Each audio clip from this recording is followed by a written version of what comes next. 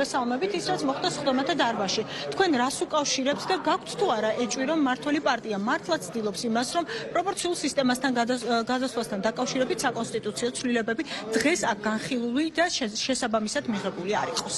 ის რაც ჯერ ხდება ასე ვთქვათ, განგრძობად პროცესში ვართ ჯერჯერობით. მე პირველ რიგში მოვედი იმისათვის, რომ არც ერთი ხმა არ დაიკარგოს იმ საქმისთვის ხორჩესასმელად, რომლის რეალიზების შანსი გაჩნდა, მათ შემდეგ რაც ხელისუფლებამ, ქართულმა ოცნებამ პირდაპირ გაგებით ადამიანებს ხორცი ამოგლიჯა და თვალები დათხარა. და მე მგონი არავის არ ქონდა უფლება დღეს ამ კენჭისყრაზე არ მოსულიყო და სწორად ამას ემსახურება ჩემი დღეს პარლამენტის შენობაში მოსვლა.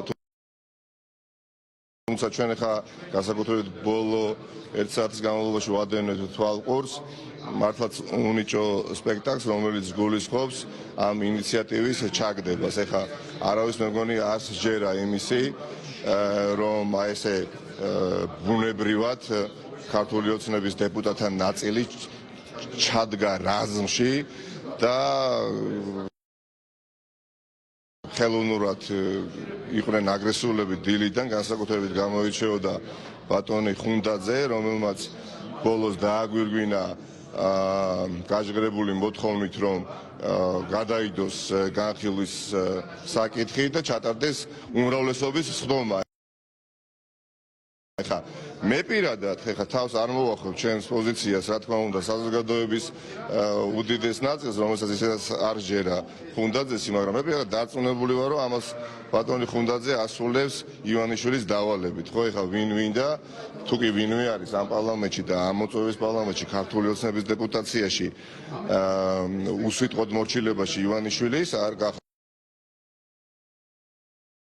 ოჯახის პედიატრე ივანიშვილების ბატონი ხუნდაძე და ხა ხუნდაძე არ არის ის დეპუტატი, რომელიც ახმოვანებს საკუთარ ინიციატივებს. ამიტომ მე მოუწოდებ ქართულ ოცნებას ივანიშვილს გონიერებისკენ და ის შეთანხმება, რომელიც გაფორმდა საზოგადოებასთან 20 ივნისის მოვლენების შემდეგ არ დაარღვიონ. წინააღმდეგ შემთხვევაში უნებრივია საზოგადოება საკადრის პასუხს გასცემს. თუ როგორი იქნება ეს პასუხი, ამას რა თქმა უნდა თავად ივანიშვილი თავის ასე ვთქვათ დეპუტაციასთან ერთად იხილავს. როგორი იქნება ბატონი ნიკა პასუხი თქვენი მხრიდან თუ იქნება დარღვევა ამის, იმიტომ რომ მაჟორიტარების ნაწილი ამბობს პირდაპირ უარს კახა ოქრიაშვილი ახლა დიმიტრი ხუნდაძემ თქვა თუ ისე მოხდა რომ აღარ იყო ოპოზიცია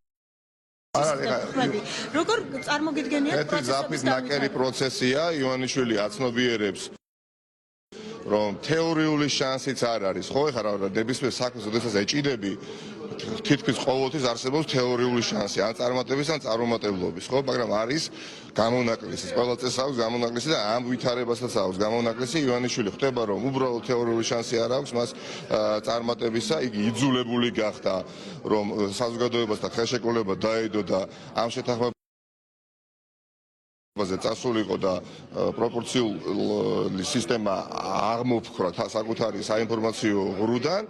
ახლა ხდება რომ ეს არის საშინელება მისი ხელისუფლებისთვის და ცდილობს უკან დაახევიოს, მაგრამ ეს ყველაფერი იყიდება ძალიან ხელოვნურად და არავინ ამას არ შეეგუება ხახნო ის ადამიანები, დასახიჩრებული ადამიანები,